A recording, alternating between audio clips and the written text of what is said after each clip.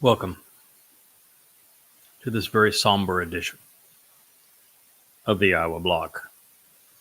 I'm your host, Craig Wynn. I watched this morning, as did, I'm sure, most every Israeli, every Jew worldwide, at the revolting spectacle that the Muslims portrayed in Gaza with the coffins of the Bilbis family, babies that they had abducted. And in typical Islamic fashion, I saw the ghoulish portrait that they had of turning the Prime Minister of Israel into a vampire, blood dripping from his fangs, as they then had the deaths of the Bilbis children blamed on him, when it had nothing to do with him. Had actually nothing to do with Hamas. The Muslims that kidnapped the Bilbis family were not Hamas members. They weren't even members of Islamic Jihad. They were just ordinary Muslims. It was the most horrid spectacle of demonic savagery, celebrated, that the world may have ever witnessed. Far worse than the Nazi parades. They didn't assemble and sing songs, put up posters to celebrate the death of their victims. They chose to kill Jews out of sight. Not these Muslims. My sadness on this day is shared by God. You notice that it was pouring rain. Those were divine tears for what's happened to his people. God cries for you. And I was challenged by the God of Abraham, Yishak, and Jacob. His name is Yahweh, in case you've forgotten it. 23 and a half years ago, it was on a teruah, a matter of a week or so after 9/11 in 2001. And after introducing himself to me, he told me he wanted me to expose and condemn Islam, to protect his people from Satan's most adroit religion.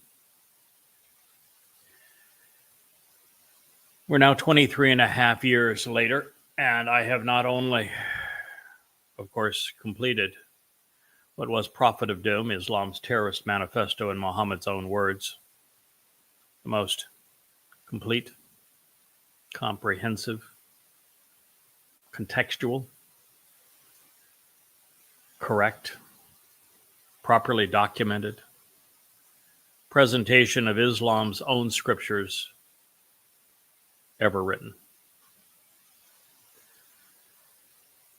I have now taken that one volume, and after the savagery that we all witnessed on 10/7/23 when Muslims attacked Israel yet again, and I say yet again because the 1948 war was perpetrated by Islam, not Arabs. The same thing is true with 1967 and the Six-Day War. The same thing is true with the Yom Kippur War, where Muslims again attacked Israel in unison. In 1973, the same thing is true with the intifadas perpetrated by the PLO.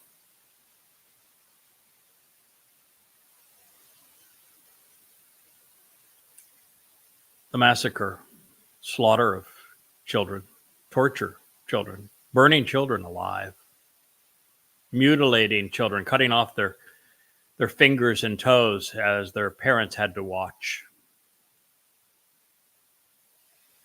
laughing at those that they were raping, raped women so brutally they broke their pelvises. For giggles, they would cut off breasts, play with them as if they were toys. Such savagery does not come easily. It's a long process that began with Muhammad 1400 years ago, and in this program I'm going to share some of that savagery with you so that you know exactly what Islam is from its own scriptures. I'm not going to share my opinion. I'm going to share Muhammad's own words and the words of his closest affiliates with you. But before I get there, I want to speak to you about something that Jews have had a very difficult time processing. And that is, if you do as I have done and you closely examine and carefully consider the Torah and Nabi, as well as the Mizmor, the Torah, prophets, and Psalms, you come to recognize that Yahweh hates, and he encourages us to hate. And therefore, hate is a virtue.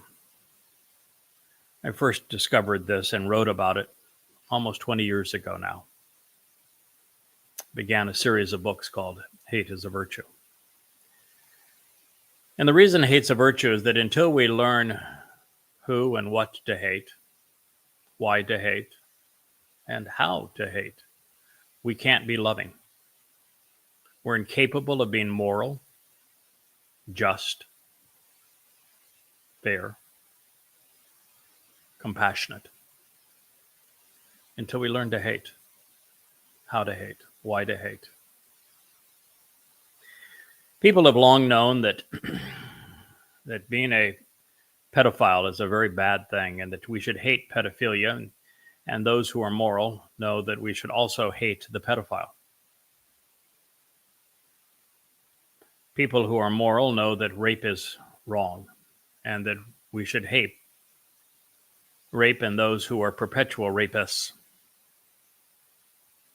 People have long known that mass murder is wrong, and that mass murderers should be despised. People know that incest is wrong, and that those who ruin lives through it should be despised. We've long known that terrorism is a horrible tactic, and that terrorism and terrorists ought to be hated. So if we know that rape and pedophilia and incest, terrorism, mass murder, the slave trade, enslavers, kidnappers, kidnapping, torture, those who inflict torture, are hateable. And that if we don't hate those things, then all we do is encourage more of it. If we tolerate the rapist, if we tolerate the mass murder, if we tolerate and excuse the terrorist, if we justify their acts of terrorism, all you get is more of it. And that means that innocent people are victimized by it. Which is why I say you cannot be moral unless you know what to hate and how to hate. But here's the rub, Israel. We're not talking about an individual pedophile, an individual rapist, an occasional terrorist, a lone wolf as a mass murderer. It's not what we're talking about here.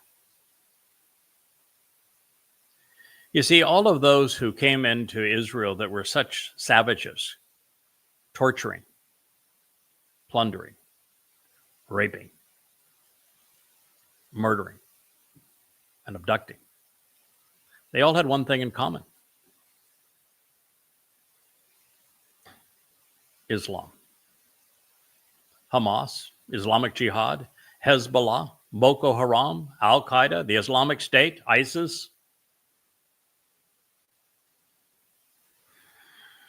the PLO, the Muslim Brotherhood.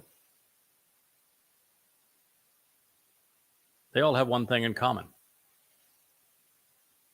Islam. When the Yazidi girls, thousands of them, were abducted and enslaved, gang raped, sold in slave markets, beaten, with those who didn't smile while being gang raped, burned alive inside of cages with Muslims celebrating their carnage. Why didn't it dawn on people? Maybe this is the source of the problem. When you look at the live video for what happened on 10/7 and those who are hacking off the heads of their victims with hose, driving knives into children, dragging people out of cars and out of shelters, shooting them at point blank range. What were they shouting? They were confessing, Allahu Akbar. Doesn't mean God is great. It means Allah is greater than whom? I mean, the whole line is counter to the entire myth of Islam that there's no God but Allah. Well, he can't be greater if he's the only God, can he? So he risked exposing the fraud with Allahu Akbar because Allahu Akbar was essential to Allah because Allah wants to be greater than Yahweh. But of course, Israel, you erased Yahweh's name. You don't even know his name anymore. So you don't even understand what Allahu Akbar means, but I do, and I'm telling you about it. Every atrocity committed, every rape, every child who was tortured, Bilbis, children, they were all killed with screams of Allahu Akbar. And yet, you want to pretend that you're in a war against Hamas. You want to blame Hamas. Like blaming the fever or malaria. You don't know this disease. I do. See those books then? 5 of them. Snake, Satanic, Submission, Slaughter, Sunnah, and Siratan. They're all 825 pages, which is the maximum allowable at most printers. 5 of them, 4,200 pages. The most comprehensive presentation of the Islamic scriptures ever written.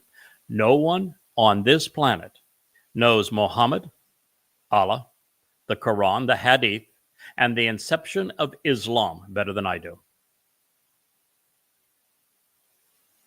And I wrote those books because God asked me to. And now I'm going to share them with you because God wants me to. Because here's the rub. Those who murdered Jews, tortured Jews, abducted Jews, raped Jews, terrorized Jews, they all had one thing in common. It wasn't Hamas, because the majority of those 3,000 Islamic jihadists that fled into Israel were not Hamas. They were a distinct minority.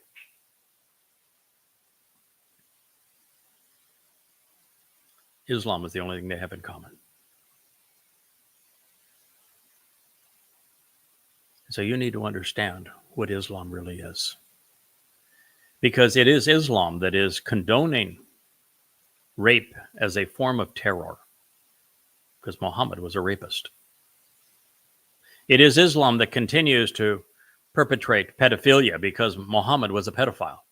It is Islam's signature move to be a terrorist because, well, Muhammad was a terrorist. Islam was conceived to wage war on all mankind. That is not my opinion. It is the Pledge of Aqaba. It is the event that triggered year 1 of the Islamic era. We pledge to wage war against all mankind. It is the Pledge of Aqaba. And the genocide would begin with Jews.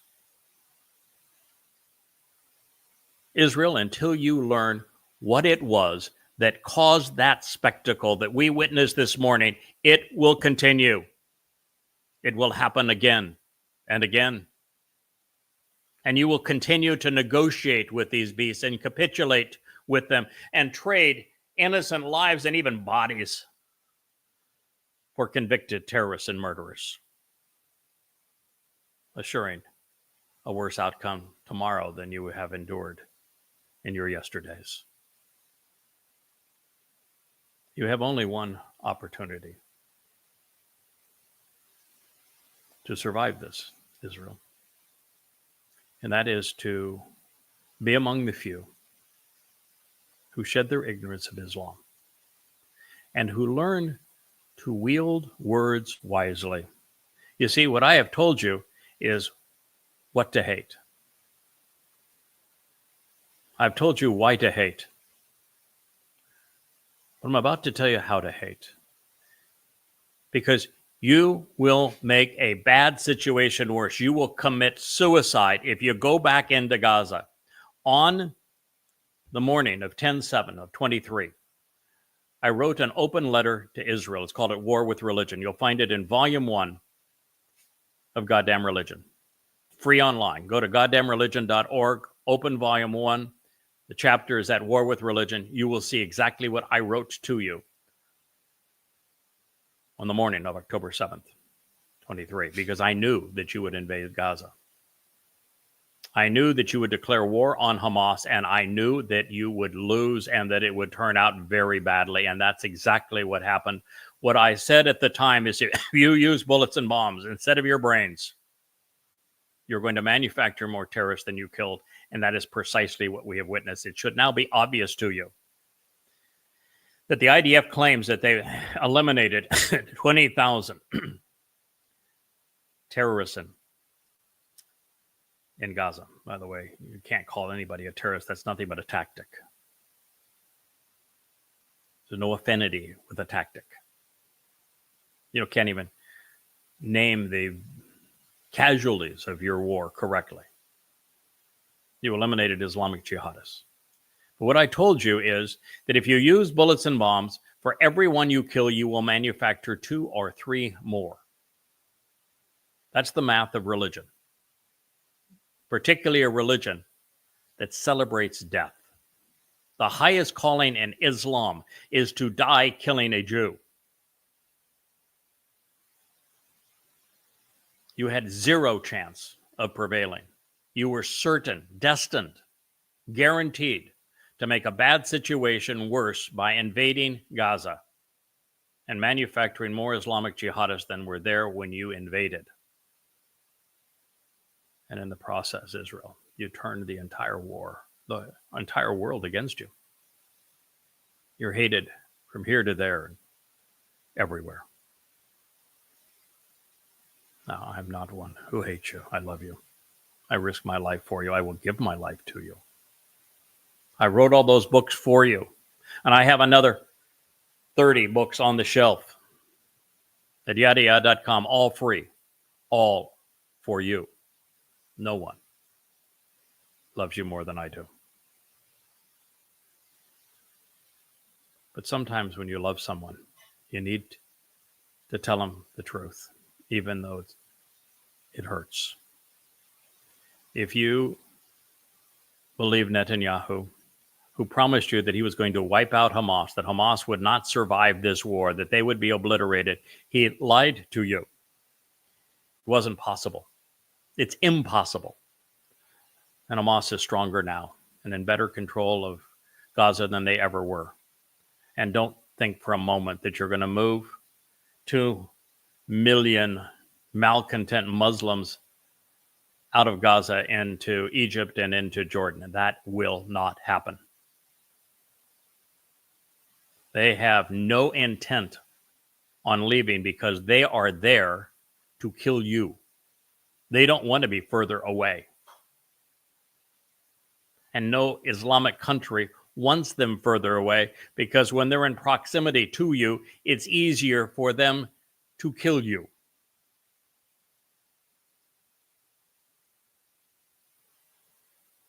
So if you go back into Gaza now that your hostages have been returned, and you bomb it some more, turn it more into a demolition site, all you're going to do is galvanize the entire world against you.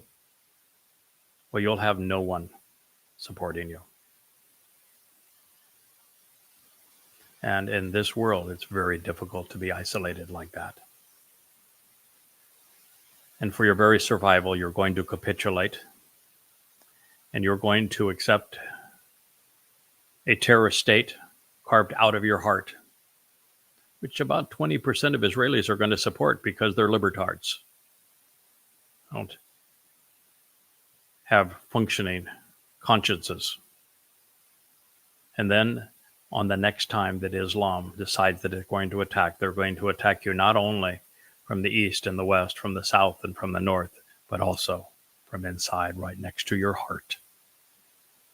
There will be no battle lines because the battle will be everywhere.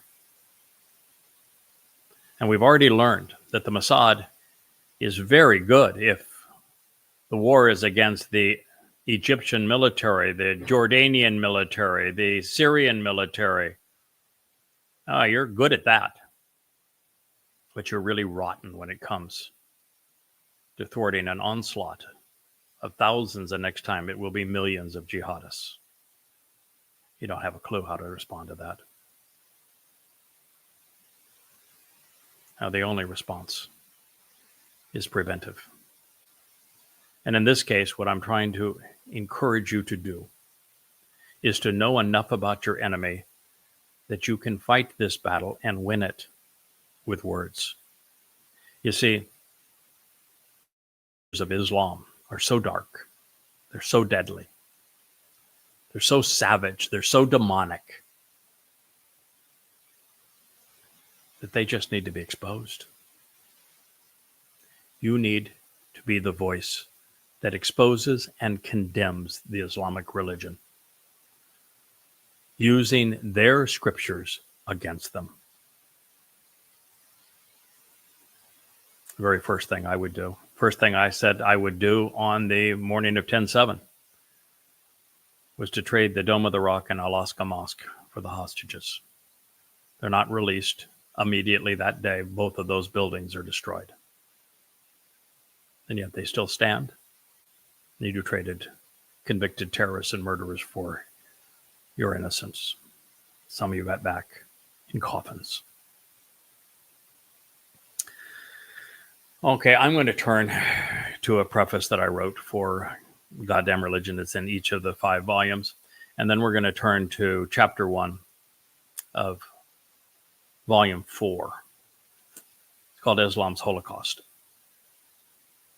And we're going to make our way through that chapter. That probably will take us a series of shows. But you need to know the truth, Israel. You need to understand that Islam was conceived to kill all mankind, beginning with Jews. After the Islamic suicide bombings of 9/11/01, I met with Al-Qaeda. And as a result, I wrote Tea with Terrorists to explain who they are, why they kill, and what will stop them. In that same meeting, I met with Islamic Jihad, Hamas, and Hezbollah. They held guns to my head while I asked them questions as to why they thought that killing Americans and Jews was a religious duty. I wrote down the answers they gave me to those questions in a book that's called Tea with Terrorists. The title chapter reprises my actual meeting with them, although the rest of the book is written in a novelized fashion. And when I came back, I decided to look up their answers to see if they were corrupting their religion or if their religion had corrupted them. And based on what I learned, I went directly to writing Prophet of Doom, for which I received thousands of death threats, because it does the one thing that Islam cannot survive. It exposes the truth about Muhammad and Allah and the Quran and Islam's beginnings. And while that was a valiant effort, now, with 5 books like this, based entirely on the Islamic scriptures, putting the Quran in order chronologically and setting it into the context of Muhammad's life, using Muhammad's words and those of the first Muslims as they are recorded in the earliest and most credible hadith sources, the truth becomes undeniable. A Muslim can't refute it without refuting their religion, because the sources that I'm citing are exclusively theirs. And by citing them, you destroy the credibility of this religion. My most widely read book, of course, is Prophet of Doom, Islam's terrorist dogma in Muhammad's own words. It is, as I have shared, been substantially updated and expanded, becoming goddamn religion. And that was after witnessing the carnage of 10/7/23 in Israel. The resulting assessment of Islam is indeed irrefutable, because the deplorable nature of this death cult was revealed by reordering the Quran. Chronologically, the entire Quran is presented, setting it into the context of Muhammad's life, using the earliest and most credible hadith, notably Al-Tabari's Tariq, which is the history, and Ibn Ishaq's Sirat Rasul Allah, the life of Allah's messenger. Also, by citing the Torah and prophets, I have conclusively demonstrated that Allah was invented in the 6th century CE, and that he is not God, much less Yahweh, the God of Abraham and Moses. If you want to know why fundamentalist Muslims commit 90% of the world's most heinous terrorist acts, if you want to know why they abducted and killed the Bilbis children, if you want to know why they perpetrated the wars in 1948, 1967, 1973, and in 23, these books will answer your questions.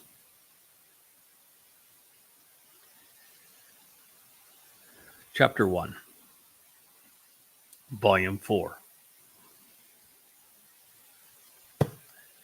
Islam's Holocaust. It begins with a citation from Ishaq, page 463, and Tabari, volume 8, page 34. I pass judgment on them, that their men shall be killed, their women and children made captives, and their property divided.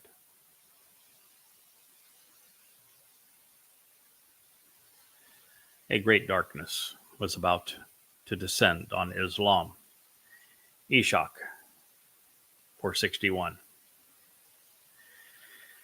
Just before the noon prayers,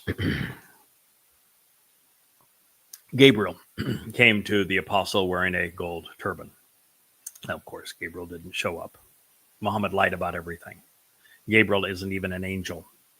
He completely screwed that part up. The only reason he knows the name Jibrael is because there were Christians in Petra, which is where the Kaaba originally was, and they spoke of this myth that an angel named Gabriel came to a mythical person named Mary and announced that a misnomer and counterfeit named Jesus would be born to them, or to her. It was all a lie. If you read the prophets and you turn to the book of Daniel, very clearly stated that Gabriel is a man. His name means God's most capable and courageous man, based on Gabor. And Yahweh's Gabor, by Yahweh's own testimony, is Dod David, the Messiah, your king, the very Son of God.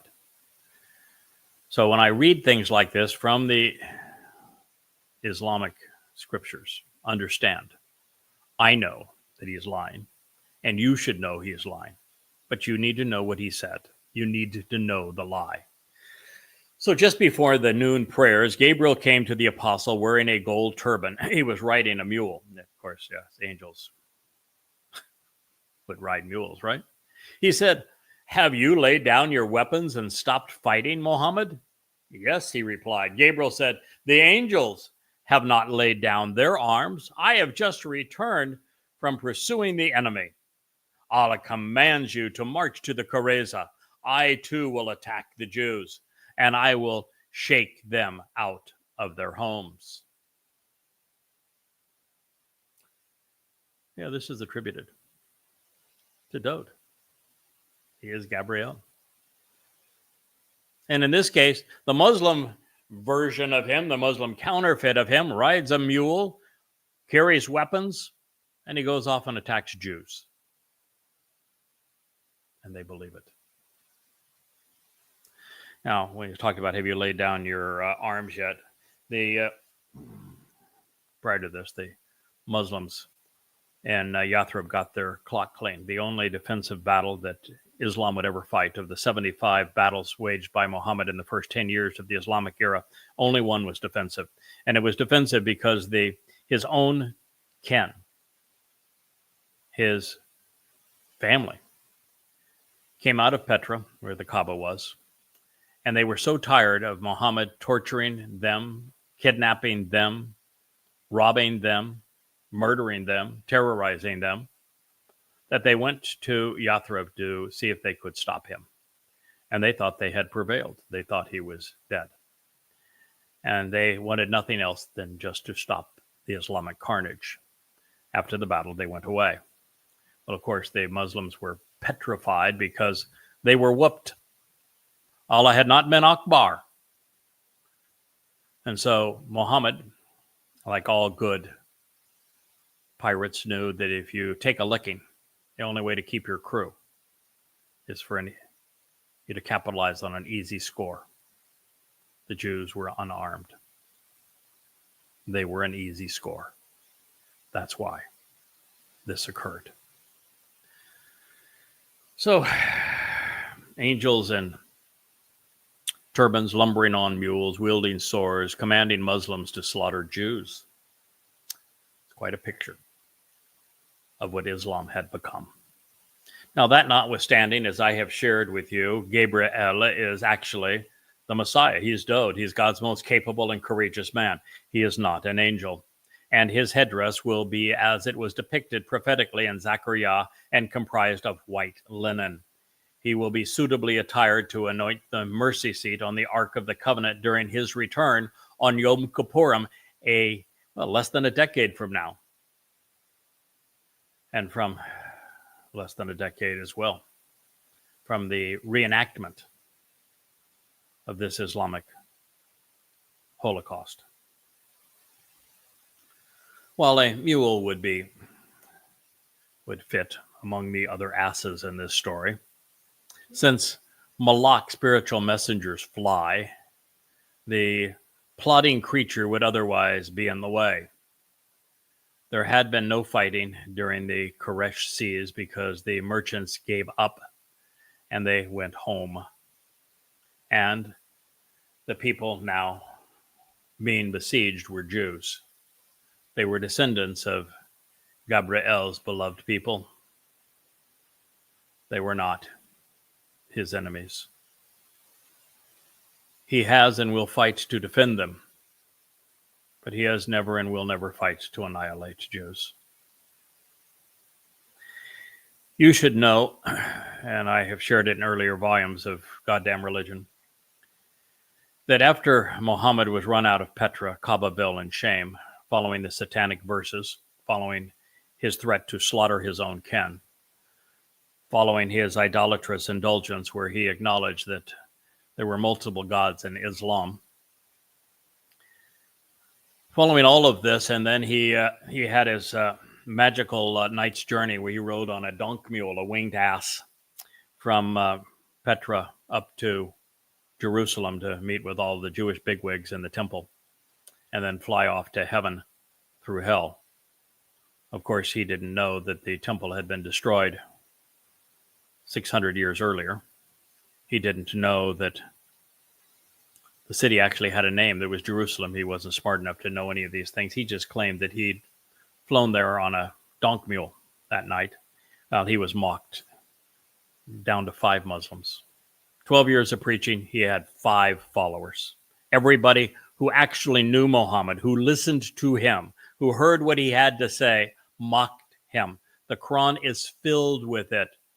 The single most reoccurring theme throughout the Quran is those who knew Muhammad best, better than any Muslim today, laughed at him. They said he was demon-possessed, he was a fraud, that his entire Quran was twisted and plagiarized. And it is.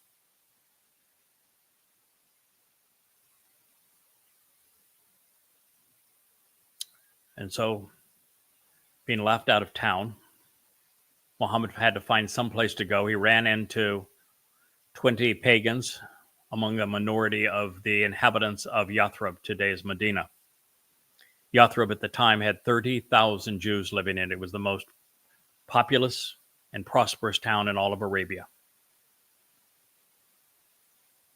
And these pagans had heard all about the Jews said, one day our Messiah is going to return. He's really going to get you. And they were so tired of hearing it that when Muhammad said, well, I'm the Messiah, I believed him. Muhammad said, if you go off and plunder and terrorize and kill for me, you get to keep 80% of what you steal. And I got a special deal from my God that if you're killed trying to steal and kill for me, then you are rewarded with multiple virgins in paradise. Such a deal. That's what he promised them. And that's when the Pledge of Aqaba was first revealed. We pledge to wage war against all mankind. And so Muhammad ended up in Yathrib, where there were 30,000 Jews. They were prosperous. They had date farms. They were traders. They were merchants. They had a life worth living. Unfortunately, they had a number of rabbis, and I will share that story with you at a later date. So now, Islam was about to wipe them out. Now, in this case, Muhammad's Muslims could not march to the Qurayza since they were living alongside them. It had been the Qurayza that had provided the loans for the Muslims who did not work to live, their housing. Everything they had been provided by the Jews. And since they were living alongside them, there was no way to march against them. And the only other Jews they had previously exiled, the other 2 Jewish communities, some 20,000 Jews had been exiled from their homes, with their homes stolen by the Muslims. They moved to Kabar, which within a year of this time, Muhammad would slaughter them as well. Therefore, there wasn't much that Muhammad or his pretend pal got right on this day. Aisha put down her dolls. Aisha was the 6-year-old child that Muhammad, if he was indeed born in the year of the elephant, would have been 66 years old when he crawled into bed to victimize the 6-year-old girl. Her name was Aisha. She gave this report, Tabari, volume 8, page 29. Muhammad pitched a round tent over Saad. He was a wounded anti-Semite in the mosque. Now, the reason they had to have a tent in the mosque is because all the mosque was this open air field that was surrounded by Muhammad's apartments. Muhammad's apartments were for all of his sex slaves. Children, many of them Jewish slaves, that Muhammad made them watch him kill their fathers, their sons, their brothers, and then he raped them and continued to rape them as a slave.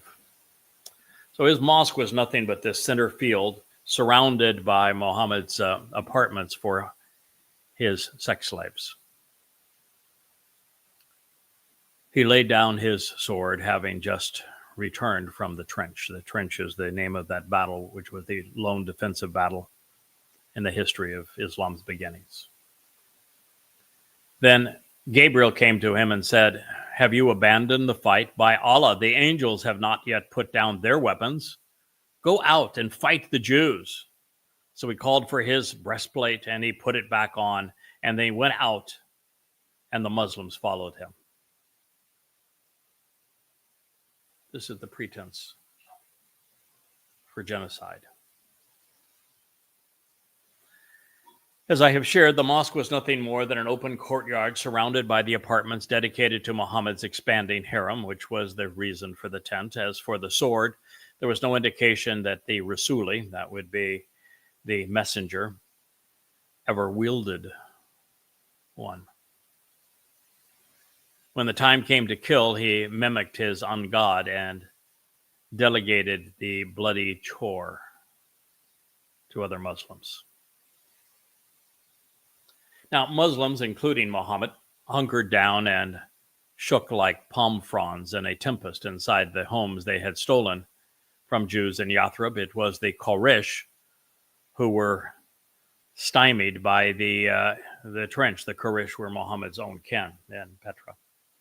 And there was no fight to abandon since the merchants were on their way back home. Further, since Allah's angels hadn't been active around the trench, the notion of them putting down their weapons is utterly senseless. And of course, as energy-based beings akin to light, Malak would have no use for swords. Their words would be more piercing than Star Wars blasters. Muhammad wore chainmail that he had stolen from the Nadir Jews. He did not have a breastplate. Further, he called Muslims from the rear rather than leading them from the front. That was always the case. This is Bukhari's sanitized history on the arrival of the angelic tormentors. Bukhari is one of the most revered sources of hadith, maybe the most revered. Volume 5, Book 59, number 443 through 8. When the prophet returned from the trench, laid down his arms, and took a bath, Gabriel came to him covered in dust. "Why have you laid down your sword? We angels have not put them down yet. It's time to go out against them." The prophet said, "Where to go?" Not much of a prophet, I guess. Gabriel said, "This way," pointing to the Kareza. So the prophet went out to besiege them. I guess this would be a good place for me to tell you that Muhammad was not a prophet. He never issued a single prophecy that came true or that will ever come true. He never even made a decent attempt at a prophecy. He just stole the term because there were rabbis living in Yathrib and they talked about their prophets, so he assumed he was one. But to call Muhammad a prophet is to be completely ignorant of what the term means and how one demonstrates that they are one. Now, I don't know how one would scrub from one's brain the image of a 75-year-old incestuous pedophile and sand pirate, born, yes, in the year of the elephant in 522 CE, splashing around in a bucket of water, surrounded by young girls while being visited by a dirty angel clamoring for Jewish blood. And yet that's the picture being drawn. Completely delusional, the men responsible for the oral transmission of the Quran stated, Bukhari, volume 5, book 59, number 444, "The dust rose in the streets of Medina as Gabriel's regiment marched through. The angels joined Allah's apostle in attacking the Kareza Jews."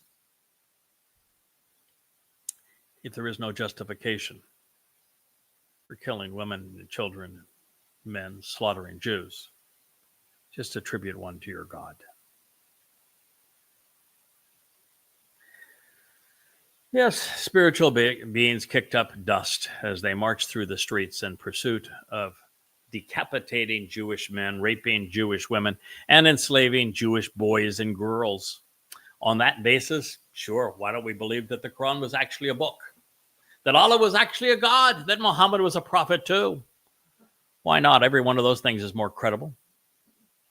To know that the Quran did not exist, not as a single word, not a single page, not as a single book during Muhammad's entire life, and it wouldn't even exist for decades after he was dead.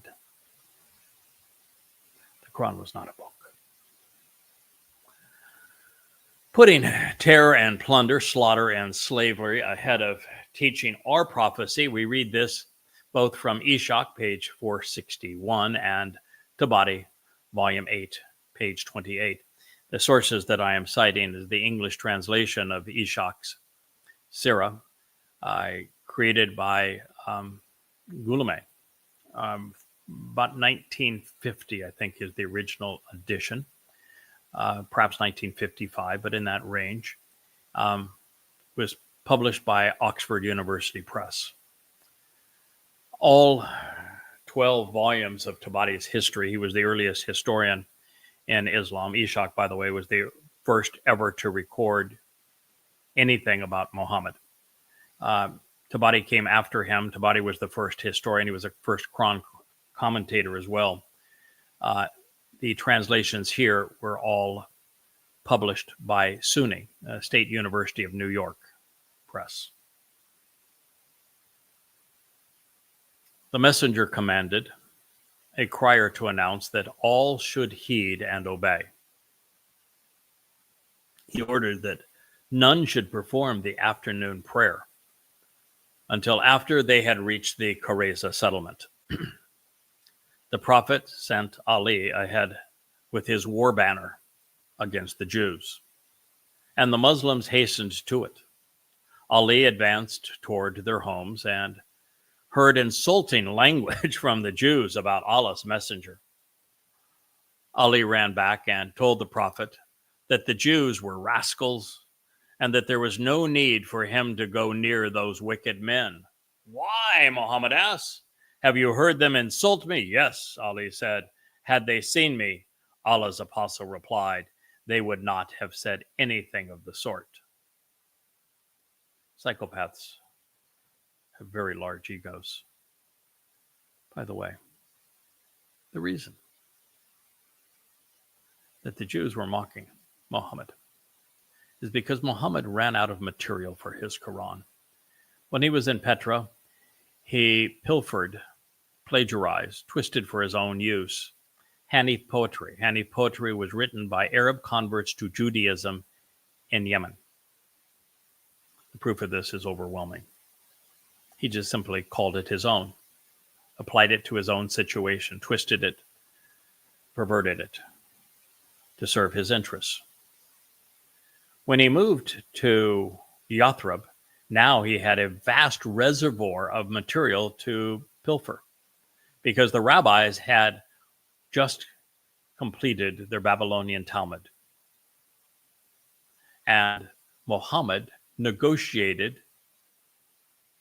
to pay them for Talmud recitals, some of which just appear in the Quran wholesale, like the story of the whoopee bird with Solomon, the story of Daud's ant army and talking ants, the most quoted lines in the Quran.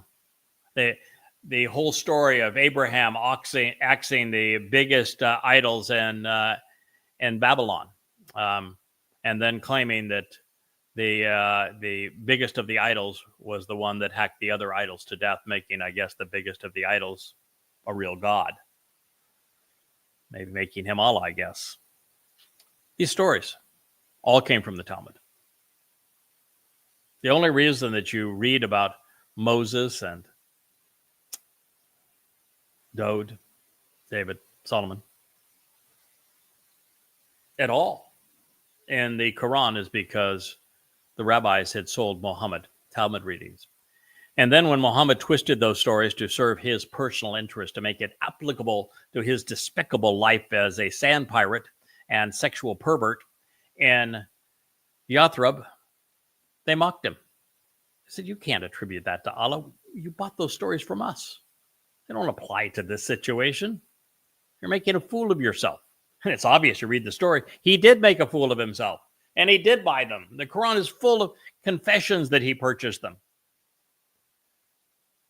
But now Muhammad was in a bad situation. They knew the truth. They knew he was making the whole thing up. They knew that the Quran was purchased from rabbis. And so the easiest solution was to kill them, which is really the impetus for what we're reading now.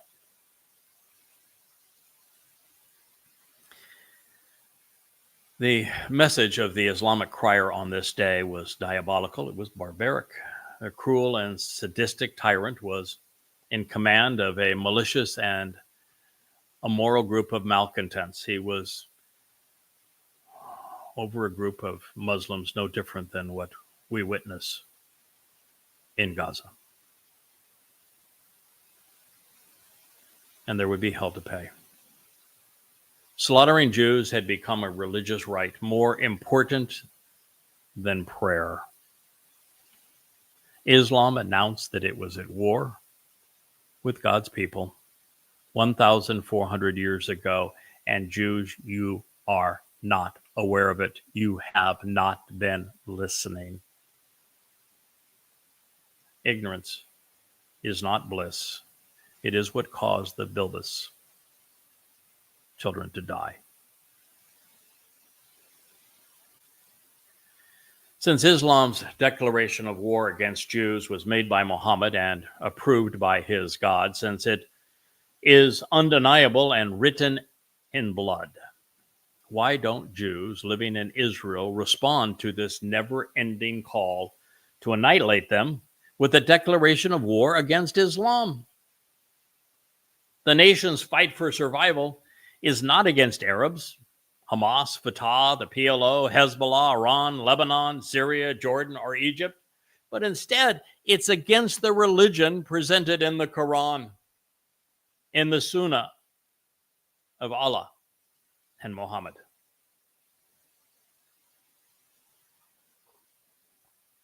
If we were to go along with Ali and label the Jews rascals because they insulted Muhammad with words as these ghoulish and perverted Muslims besieged them with raised swords and shrill rants,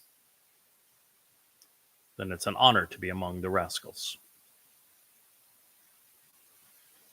Likewise, as a reward for my willingness to expose and condemn Islam, the Quran, Hadith, Allah, and Muhammad, I expect to hold Muhammad and Muslims accountable for what they have said and done. They will not like my verdict any more than I respect their verbiage. Now you might say, wait a minute, that's pretty strong words there, sir, for you to say that you will hold Muhammad and Muslims accountable, that you will sentence them. And if you're listening to this program and you haven't listened to the 100 that I have done previously, if this is the first book you've been exposed to and you haven't read any of the other 35 on the shelf behind me, free at yadayad.com, then you don't know who I am.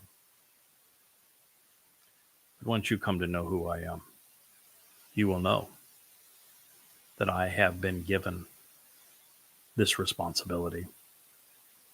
I will judge and condemn Muhammad and every Muslim who has perpetrated harm on Jews, every one of those 3,000 who raped and tortured, abducted, and killed Jews on 10/7 of 23. Even if they are already dead, I will assure you that I will seek recompense with their souls on behalf of their victims, and then I will dispatch them to Sheol. You have Yahweh's promise on it. The envenomated Muslims continued to lie. Ishaq 461, Tabari 828. The reason that there are two citations is that both sources cite the exact same hadith, exactly the same words. Before reaching the Qurayza, Muhammad greeted his companions. Has anyone passed you? He asked. Oh, yes, Prophet, they replied. Daya ibn Khalifa passed us on a white mule with a brocade-covered saddle. The translators of Tabari's history report, Dia was a rich merchant of such lovely beauty.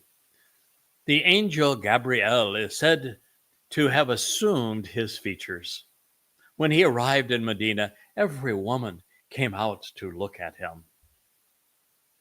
Yes, in Islam, slaughtering for spoils is sexy.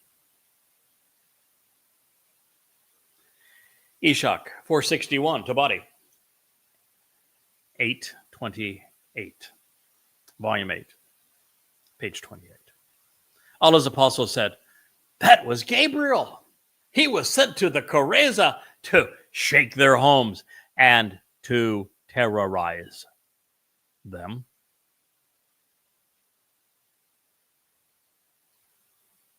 Billions have been conned into believing that a dust-covered, sword-wielding terrorist was God's messenger to mankind. And all the while, the wannabe God proved capricious and unreliable, abandoning his people so that Muslim Arabs could kill them. That's the story they want you to believe. The Islamic proclamation and persecution of war was more important than prayer and Islam's non-profit purview and to his ungod. Tabari 8, page 29.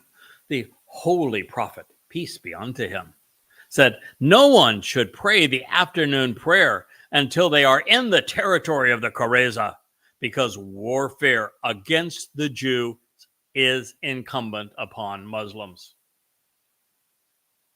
Are you aware that the Quran repeatedly tells Muslims that they must follow Muhammad's orders? If they fail to obey Muhammad's orders, that Allah orders good Muslims who are jihadist killers to kill those Muslims who do not wage war, who do not attack and kill Jews. He orders the good Muslims to kill them because he wants to torture them forevermore in the hottest places of hell. Yes, throughout the Quran, Allah is only depicted in hell, and his only occupation is sadistic torture. And so with this line, all Muslims are ordered, they are commanded by Allah to commit warfare against the Jews. Killing Jews is incumbent upon Muslims. Killing Jews is incumbent upon Muslims.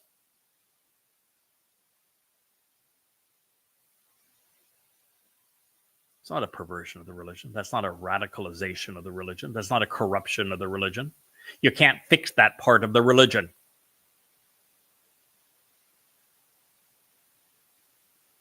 That is Islam.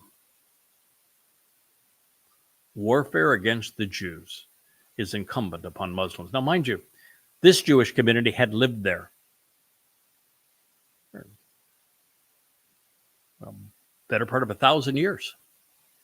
They were prosperous. They owned their homes. They owned their farms. They were unarmed. Their only crime was they were Jewish, and they were now surrounded by Muslims, and the Muslims were savages. Seem familiar? There was now an addendum to the pledge to wage war against all mankind. It's called the Pledge of Aqaba, the first event of the first year of the Islamic era. Demeaning, slaughtering, raping, robbing, and enslaving Jews had become incumbent upon Muslims. And nothing has changed with Islam, the Quran or the Hadith, Allah or Muhammad, since this declaration of war was pronounced on Jews. Ignore it at your peril. This is not my opinion. This is not an interpretation of Islam. This is theirs. And that's the only one that should matter. The Muslims had been totally occupied with warlike preparations. They refused to pray until they had come upon the Jews in accordance with Muhammad's order.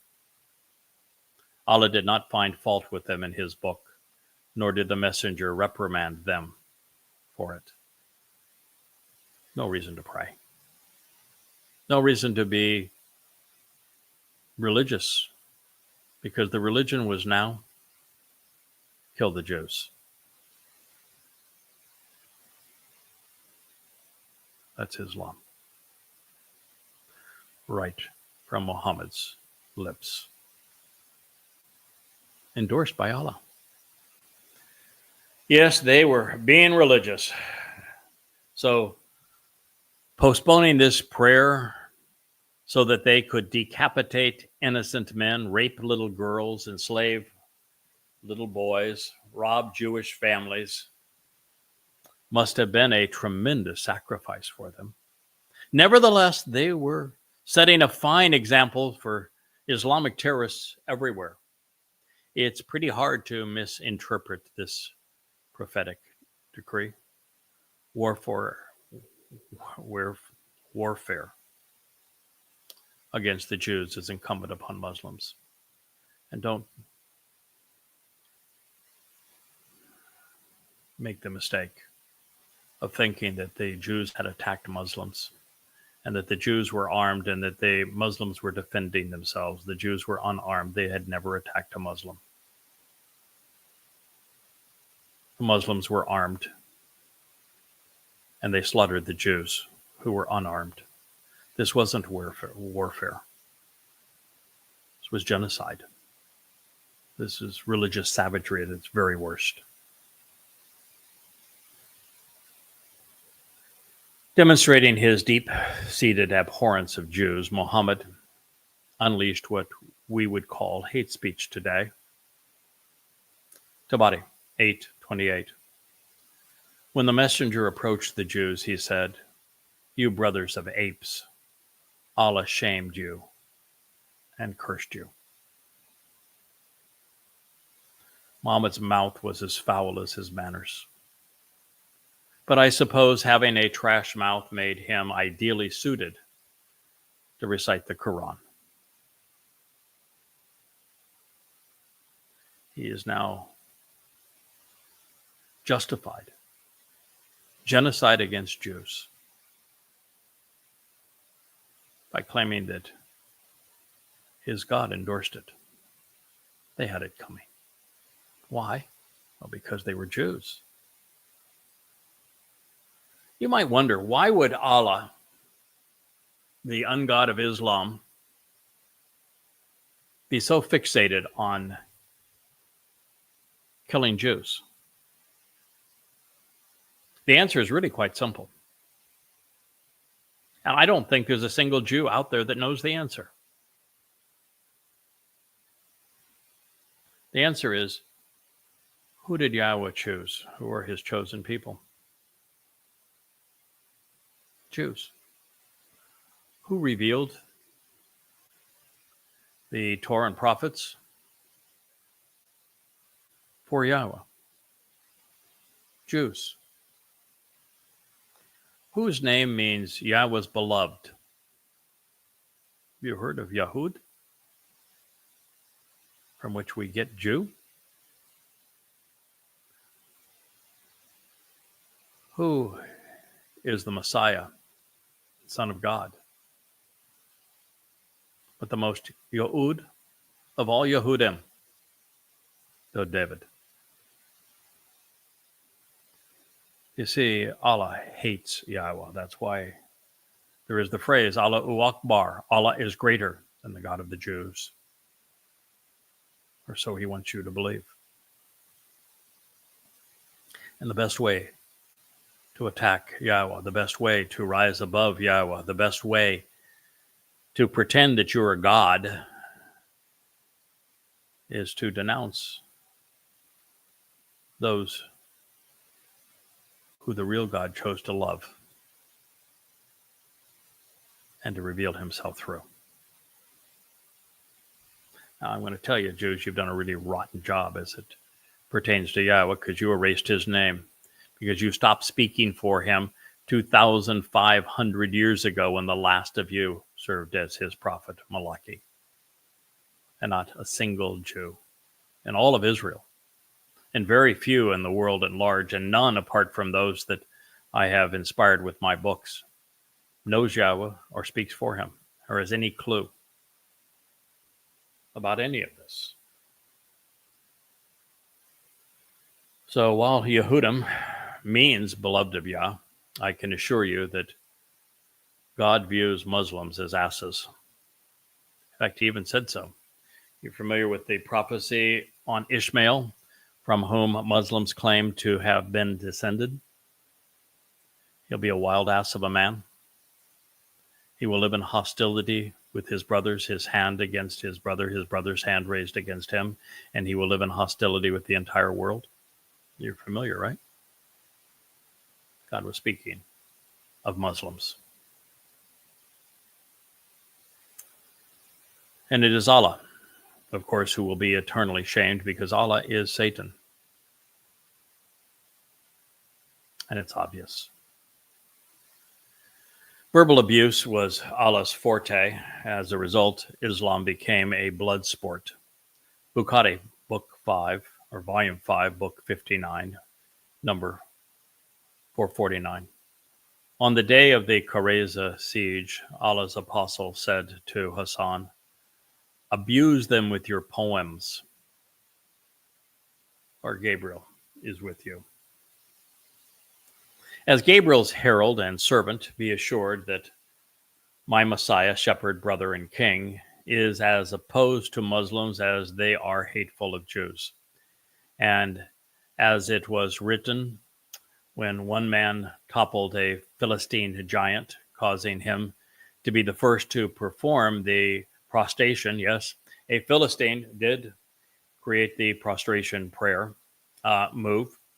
Some 3,000 years ago, it was Dode alone who brought him down. And it will be Dode who will overwhelm billions of Muslims as payback for what they have done to his people. And he will arrive soon, only 8.5 years from now, on Yom Kippurim in year 6000 Yah 2033.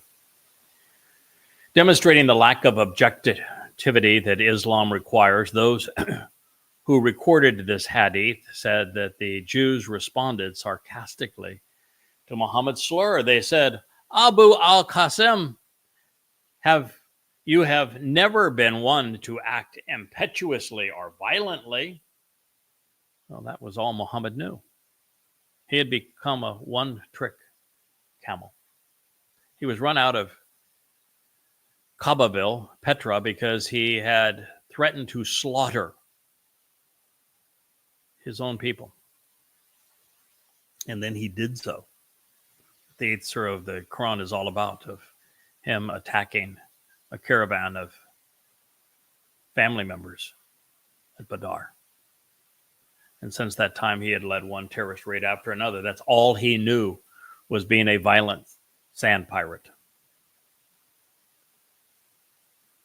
Even when attacking the unarmed and defenseless Jews, Muhammad had but one strategy: starve them to the point of submission. An imposed fast was so religious of him, I suppose. Ishaq 461, Tabari, Volume 8, page 29. Muhammad besieged them for 25 nights. When the siege became too severe, Allah terrorized them. Then they were told to submit to the judgment of Allah's messenger.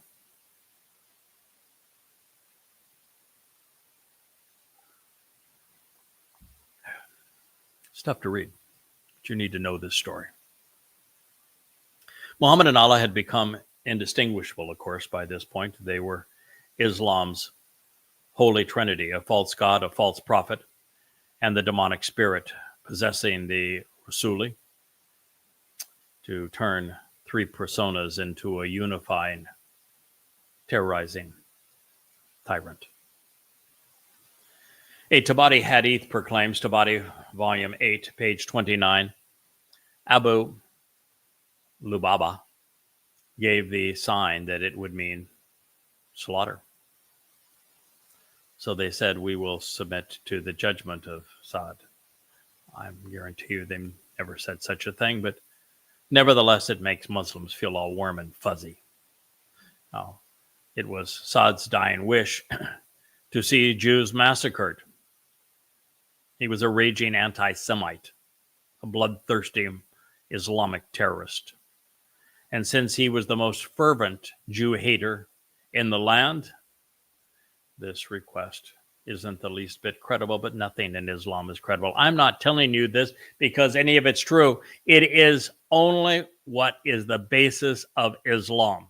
There is no other basis for the religion. This is the religion. And you need to know it, because this is why Muslims kill. Tabari 8:29, the Holy Prophet said, submit to his judgment. So they submitted. The Messenger of Allah sent a donkey with a saddle, padded with palm fiber, and he was mounted on it. Well, that's obviously not how it happened, so let's check Ishaq's Sirah for a more accurate portrayal. Ishaq 461. After the siege exhausted and terrorized the Jews felt certain that the apostle would not leave them until they had exterminated them. So they decided to talk to Ka'b Assad. He said, people of the Jews, you see what has befallen you. I shall propose three alternatives. Take whichever one you please. He said, swear an allegiance to this man and accept him, for by Allah, it has become clear to you that he is a prophet sent from Allah. Yeah, not a chance of that. And it is he that you used to find mentioned in your scripture book. Yeah. The Quran constantly claims that Muhammad is mentioned in the Torah. Of course, there is no mention of Muhammad in the Torah, but nonetheless, it is one of the most profound claims throughout the Quran, just one of many lies. It says, then you will be secure in your lives, your property, your children, and your wives. Nah, it wasn't true. None of it was true. Muhammad wasn't written in the Torah. They knew that he was not a prophet. They had provided him with his scriptures. And Muhammad wanted only one thing: their blood and their property. I guess two things, isn't it? Unless their blood is also their property. Then you will secure your lives, your property, your children, and your wives. No. Muhammad's desire was genocide. He wanted to exterminate Jews, and to the extent of his ability, he did, establishing Sunnah for Muslims to follow. As for the rest of this, there was only one option: submit or die. But in this case, submission was to Satan and the devil's advocate. Not only were the Jews aware that Muhammad wasn't a prophet, it was obvious. It's obvious even now reading the material 1,400 years later. This brand of evil was beyond compare. Now, as we have learned, there's no mention of an Arab anti-Semite in the Torah, much less a 7th century terrorist thug. And that is, of course, why the passage is never cited. Likewise, there is no mention of Allah anywhere in the Torah either. None. No one was secure in their lives, not around Muhammad. The Quran even states that he had a preferred claim on everyone's property and on everyone's wives, even Muslims. Consider the gall that it took to suggest that this delusional alternative to the besieged Jews, especially after what they had endured at the hands of the wannabe Messiah. Even the Quran admits that they had repeatedly rejected all of Muhammad's assertions as being preposterous. They had disclaimed his bastardizations of their Talmud. They had been repulsed by his warmongering nature and his grotesque immorality. So they were being told to swear an oath to a psychopath so that he would not kill them, steal their property, enslave their children, and rape their women.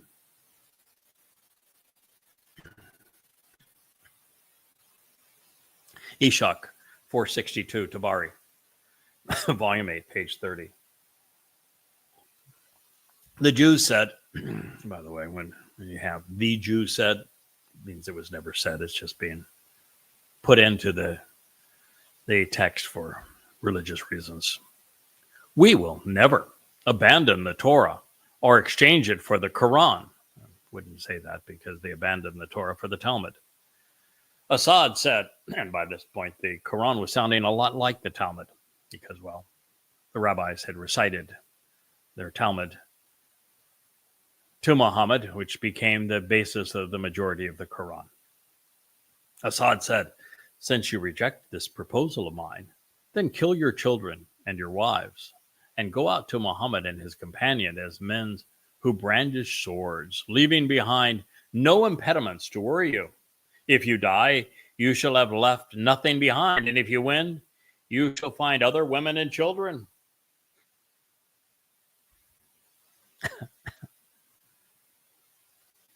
Disgusting, isn't it? Mindset that would write such things, say such things. The Jews replied, why would we kill these poor ones? What would be the good of living after them? Well, I don't believe a word of this. If it were true, it provides a window into the depraved character of the first Muslims as well as the superior morality of these Jews. One can only presume that Muslims were so deluded by Islam, they believe everyone is similarly grotesque. Since the Quran has presented children as a test, they were proposing that the Jews eliminate theirs. It is what good Muslims did on October 7th, 2023 in Israel. And according to Allah, women are worthless. They're replaceable. But fortunately, within a decade of this writing in 2024, Yahweh will eliminate them as one would eradicate a plague. In the third alternative, Assad asked the Jews to violate their Shabbat and attack Muhammad by surprise. Since they had no weapons, it was another ploy. Muslims like to call infidels ungodly when they fight on holy days or in sacred months, yet they do so with glee. And if memory serves, in their major offensive against the Jews in 1973, Muslims launched a surprise attack on Yom Kippur. And in 10/7/23, it was a Shabbat. Tabari, Volume 8, page 30. The Jews said, we will not profane our Sabbath. Ishak, 462. Then the Jews asked Muhammad, send us Abu Labamba, one of the Oz, for they were allies, so that we can ask his advice. The prophet complied, and the Jews grabbed hold of him. The women and children were crying. He pitied them. They said, Abu, do you think that we should submit to Muhammad's judgment? Yes, Lubaba said, that he pointed with his hand to his throat, indicating that it would be slaughter. Lubaba later said, as soon as my feet moved, I knew that I had betrayed Allah's apostle. Abu Lubaba rushed away and tried to hide himself behind a pillar in the mosque. He cried, I will not leave this spot until Allah forgives me for what I have done, for I betrayed his apostle. No, he didn't. This confirms, of course, that Muhammad intended to slaughter the Jews from the outset. There would be no surrendering. They would be murdered, not exiled. Muhammad knew that the Jews were starving and unharmed. He was toying with his victims as a cat toys with a captured mouse. Even worse, after decapitating the men, Muhammad and the first Muslims would rape their wives and their children in their homes. They found savagery entertaining, not unlike what occurred again on October 7th in Israel. You know, this idea of the choice between exiling and exterminating Jews was considered more recently. I've been posting this on X, and I want to share it with you. But in the waning months of 1941, the Grand Mufti of Jerusalem met with Adolf Hitler. And the topic of discussion was exterminating Jews as opposed to exiling them, which is what a Muslim leader wanted. Hitler, up to that point, in every meeting between his SS and senior Nazi officials, all very well documented, explains that the intent with the Jews of Europe was to rob them and then to exile them. But within a month of this meeting with the Grand Mufti of Jerusalem, that all changed. And the next meeting, the notes of that meeting says, no, rather than exiling Jews, we're going to exterminate them. You see, the extermination of 6 million Jews in Europe wasn't a Nazi idea. It was an Islamic idea. By a Muslim who knew what happened in Yathrib and knew that the first Jews had been exiled and the last of them were exterminated. And the Quran glorifies the extermination, not the exile. Yes, you blame the Holocaust on the Nazis and Adolf Hitler, when it should be blamed on the Grand Mufti of Jerusalem, who the British, by the way, empowered, and on Islam.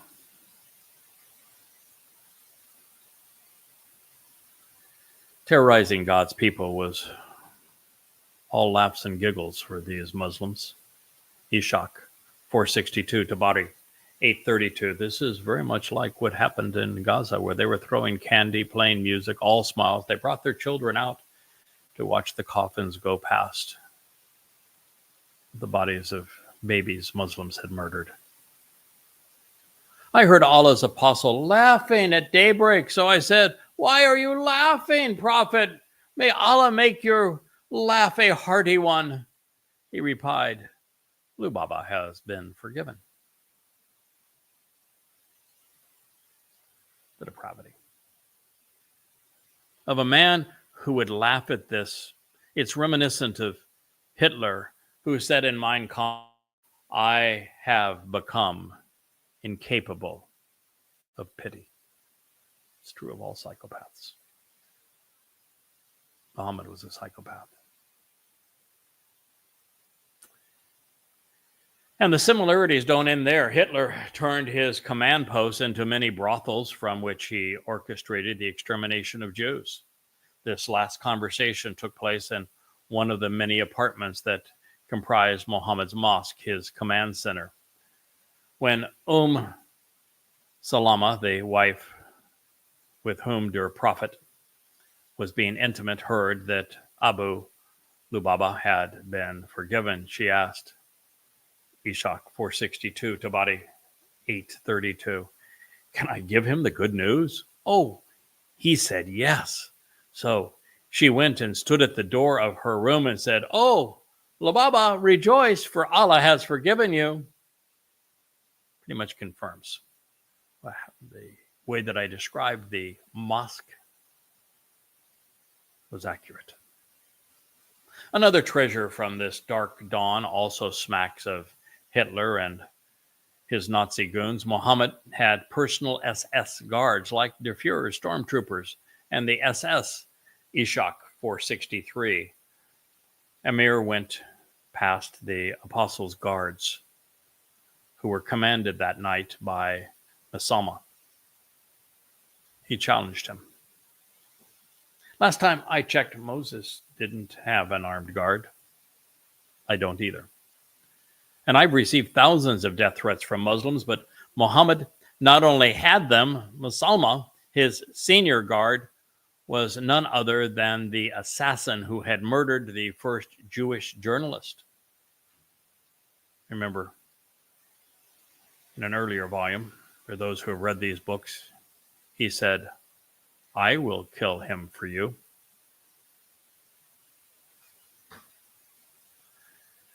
You know, when Islam claims that Muslims claim that the Jews are bad because they have killed journalists, and of course the journalists are all partisans.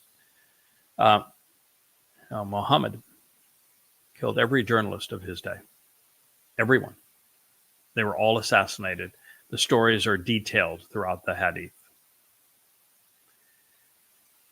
The Islamic world appears to have used Gestapo tactics after Salama interrogated Amir at the door of Muhammad's mosque. Ishak 463, Amir vanished into the night. It is not known to this day what happened to him. Some allege that he was bound with a rope and cast away. Ishak 463, Allah 833.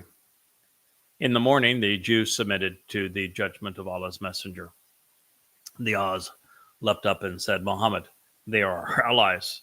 You know what you did to the other day with the allies of the Quraysh. Before besieging the Qurayza, the messenger had besieged the Wanuka, who were the confederates of the Quraysh. They had submitted to his judgment and they were banished. Therefore, when the Oz spoke to him, the messenger said, people of the Oz will not be satisfied if one of your own men passes judgment on them. They proclaimed. So the prophet said, it shall be entrusted to Sa'd. Muda. Well, Sa'd had been so fat, his armor failed to protect his extremities. He had been shot with an Arab arrow during the Battle of the Trench. To say that he was a militant would be too kind. Bukhari, Volume 5, Book 59, number 448. Sa'd said, O Allah, you know that there is nothing more beloved to me than to fight in your cause against those who disbelieve your apostle. O Allah, I think you have put an end to the fight between us and the infidels. But if there still remains any fight with the infidels, then keep me alive until I fight against them for your sake. Ishak 463, Tabari 833. The prophet had placed Sa'd in the tent of a Muslim woman in his mosque. She nursed his wound and earned merit for herself by serving the Muslims. When Sa'd was struck by the arrow, Muhammad said, put him in Rufadah's tent so that I can visit him from nearby. Then the prophet appointed him judge over the Qurayza Jews. His tribesmen lifted him onto a donkey, which they had put leather cushion, for he was stout, a corpulent man.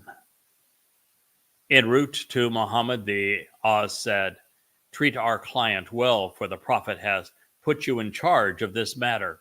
After many requests, Sa'd said, the time has come for Sa'd in the cause of Allah not to be influenced by anyone's approach. Some of the people who heard him announced the impending death of the Qurayza before Saad Muda reached them because of the wounds of these words that he had said. For Saad, a dying mujahid, to gain entry in Allah's brothel, he would have to support his God's agenda.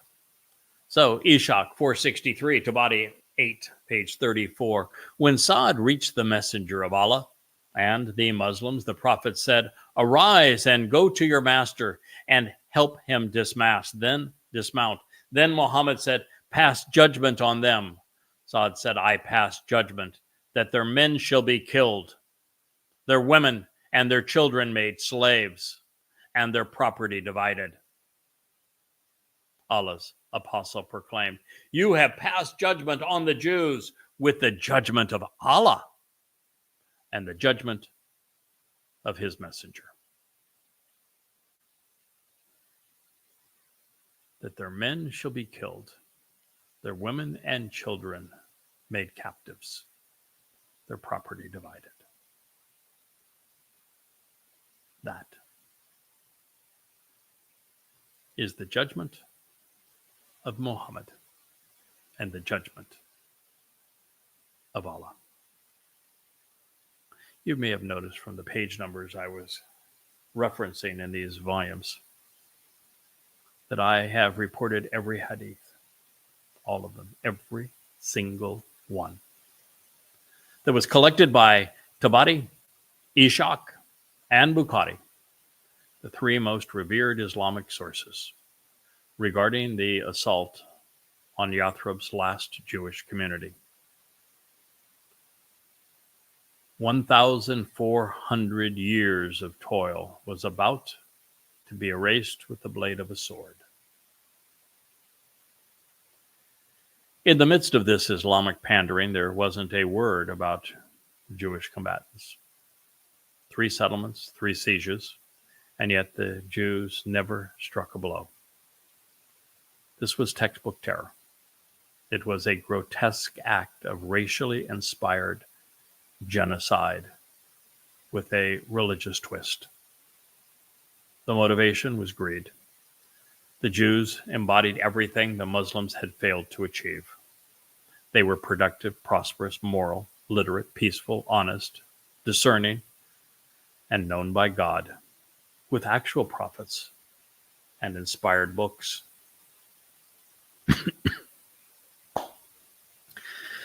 Bukhari collected a series of hadith on this diabolical verdict.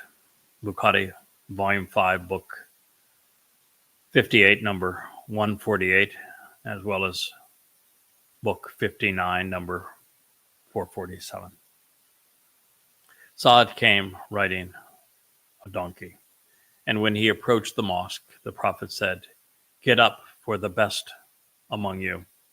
Then the apostle said, "O Saad, these people have agreed to accept your verdict." Saad said, "I judge that their men shall be killed, and their offspring and their women should be taken as captives."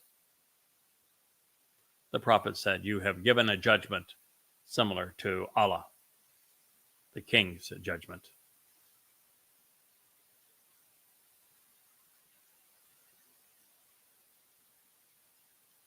A second reveals Bukhari, Volume 5, Book 59, number 448. Then they surrendered to Allah's judgment, but he directed them to Saad to give the verdict. Saad said, "I give my judgment that their men should be killed, their women and children should be taken as captives, and their properties distributed." A third proclaims, Bukhari, Volume 5, Book 59, number 362, the Nadir and the Qurayza violated their peace treaty. No, they didn't, but that's what this says nonetheless. So the Prophet exiled the Nadir, and he killed the Qurayza men. He distributed their women, children, and property among the Muslims.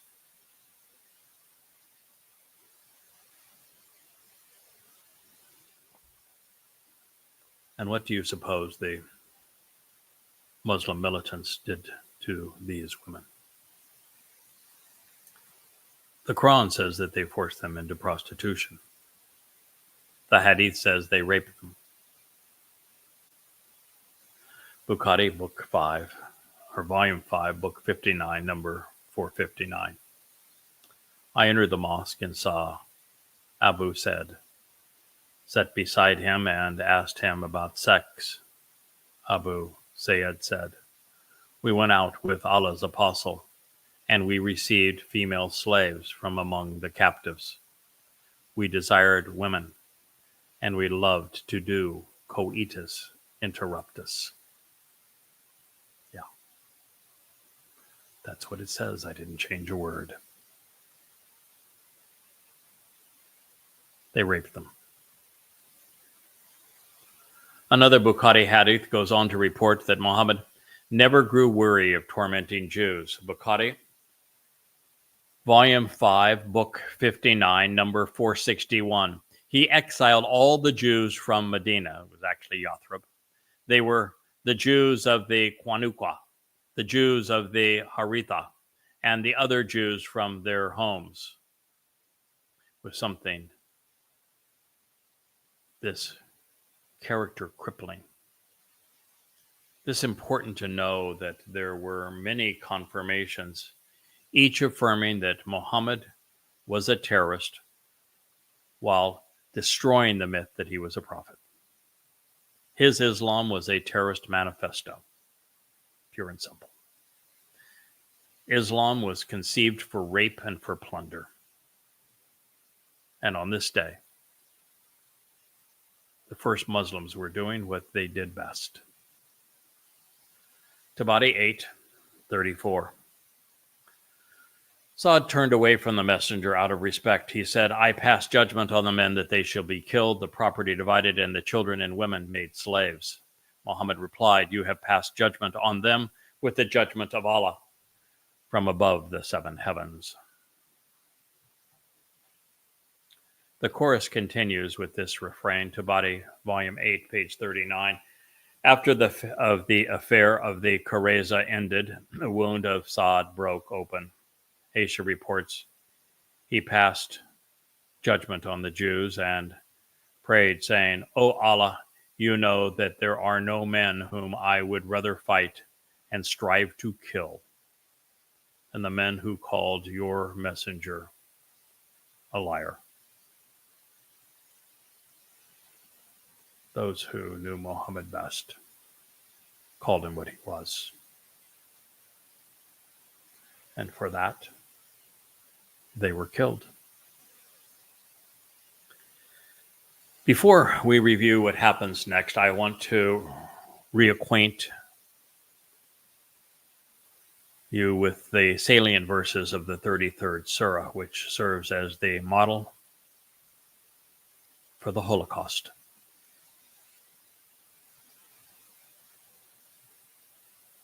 Quran 33:25. Allahu, you see there is no Allah in the Quran, there's an Allahi, Allahu, Allaha. It means thee for him or thee for her. Allahu turned back the unbelievers in their rage. They did not obtain any good or advantage. Allahu sufficed the believers in is omitted, but the battle. Allahu strong, Allahu mighty. The unbelievers, those were Muhammad's kin. The extended family members who had been terrorized so many times by Muhammad, their sons murdered, their women raped, their caravans plundered, that they had come to put an end to it. And they were not turned away by Allah or even Allahu. They were finally left because all evidence was that they had killed Muhammad. They had routed them and they had no other reason to be there. And they left. But nevertheless, Allahu wants Muslims to believe that he was right there in the middle of the rout. Now, mind you, the Muslims were routed. They were beaten to a pulp. It's amazing that any Muslim even survived. But Allah's right there to say, I was your guy. I was the one that was. Give them the upper and the lower and the, man, didn't you see me fight that losing battle? That would make Allah quite the loser now, wouldn't it? Muslims don't think it through like that. This is the Quran after all. So it was Allah who turned back the unbelievers. They weren't just unbelievers. They were the people who knew Muhammad best. They were all from Kaabaville. They're the ones who had heard the first 10 years of this. They're the ones who had heard the satanic verses, the idolatrous indulgence where 3 pagan goddesses were added to the Quran. They were the ones who heard Muhammad said, I'm going to slaughter you. They were the ones who had heard about the fabled donk mule ride that is the basis for the Dome of the Rock. They had heard it all. They were unbelievers for a reason. They knew Muhammad better than any Muslim today, as well as I do. In their rage, no, they weren't enraged. They were disgusted. They did not obtain any good or advantage. They pretty much whacked the Muslims into total defeat. Allah sufficed for the believers. The battle. Allah is strong. Allah almighty. Quran 33:26. And he brought down those who backed them among the people of the book. Jews didn't have anything to do with Muhammad's family and kin from Kaabaville. Nothing. And nobody brought the Jews down, these people of the book. Defenseless. They were just living in their homes. They just became victims because they were Jews and because they were easy prey. From their strongholds. They didn't have a stronghold. They were starved to death. And then they were slaughtered. And he cast rubu, terror, into their hearts. The reason I threw in the Arabic word rubu, terror, is because Muslims at the University of Southern California, after I had written Prophet of Doom, and I had cited so many Islamic hadith, like Muhammad saying, I become victorious with terror, they changed terror to awe. I have become victorious and awe-inspiring. They just came up with an entirely unjustified definition of ruba. Ruba means terror. That's all it means. They, of course, did it so they could try to confront Prophet of Doom, saying I didn't cite it correctly. I cited exactly as it was originally published and as it should be translated. So here is Allah, the wannabe God of Islam, in his Quran, saying that he is responsible for defeating the Jews, the people of the book, that he was the terrorist, that he cast terror into their hearts, so that a group of them you killed, and a group of them you enslaved as captives. Quran 33:27, and he caused you to inherit their land and their homes and their wealth, and a land that you had not trodden. Allah is on everything all powerful. Quran 33:27. There it is. Affirmation in the Quran itself that everything I have just shared with you from the Hadith happened exactly this way. The only difference is in the Quran, rather than Muhammad or Saad taking responsibility for what occurred or pretending that it was Gabriel. Allah says he did it. He was the terrorist. Allah is a terrorist according to the Quran. Allah is a mass murderer according to the Quran. Allah is the enslaver according to the Quran. Allah is the terrorist spirit of Islam. This is the Quran. This Quranic verse is among Islam's most stinging indictments. It confirms one of its most barbaric acts. There is much more to this story. And we're going to conclude this episode of the Iowa blog at this point, and I'm going to return to the rest of the story as to what happened next. It's gut-wrenching. But Israel, you need to know it.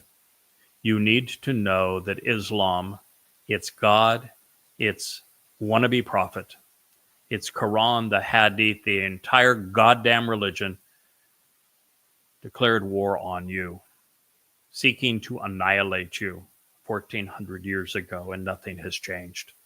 Until you recognize that your enemy is Islam and come to despise Islam for what they have done and are doing to you, and then learn how to fight this foe wielding their words against you, you will only make a bad situation worse. I thank you for listening.